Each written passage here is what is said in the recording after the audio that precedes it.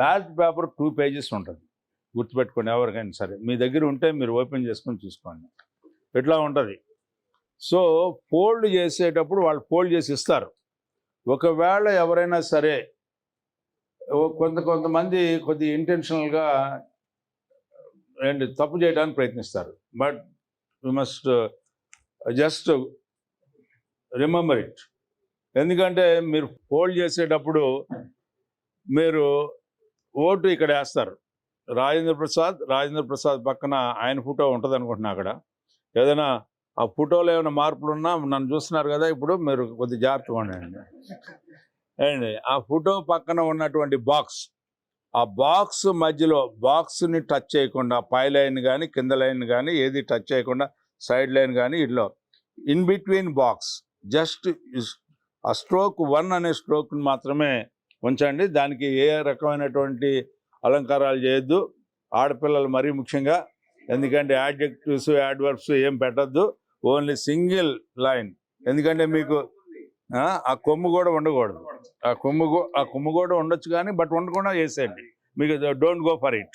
ఆ కొమ్ము కూడా ఉండని బాకండి. ఎందుకంటే మీకు అందంగా రాయడం అనేది ఇష్టం.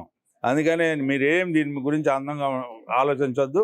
ఓన్లీ సింగిల్గా ఒకటే పెట్టండి. మీ అందరు కూడా టీచర్స్ అందరికీ ఏంటంటే రైటింగ్ మీద కమాండ్ ఉంటుంది. అందుకనే don't go for it. Only stroke you have to use it that as a stroke.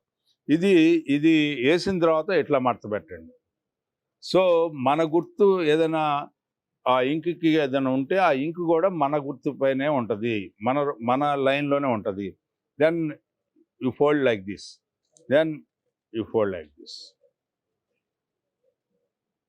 Is it okay? అందరూ ఫాలో అయ్యారా? లేదా నా యాంక్ చూస్తే అది ఫాలో అవ్వలేదా? So this is how it will be the ballot. So ఈ ఫోల్డ్ చేసేది ఎట్లా చేయొద్దు. ఓకే, ఫోల్డ్ చేసేటప్పుడు మన హాఫ్ పేజీని ఎట్లా ఫోల్డ్ చేయండి first, then again second, then third, fourth. ఇది put it in box. Okay, ఏమయ్యా పురుషులు మన బ్యాచ్ ఏంటి?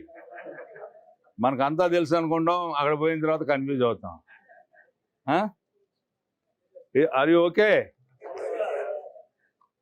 So this is the okay right. Thank you. Thanks a lot. మీ అందరికీ కూడా మీరు చేసే సేవ నాకేసే ఓటు కాదు, మీరు చేసే సేవకి ప్రత్యేకమైనటువంటి ప్రశంసలు.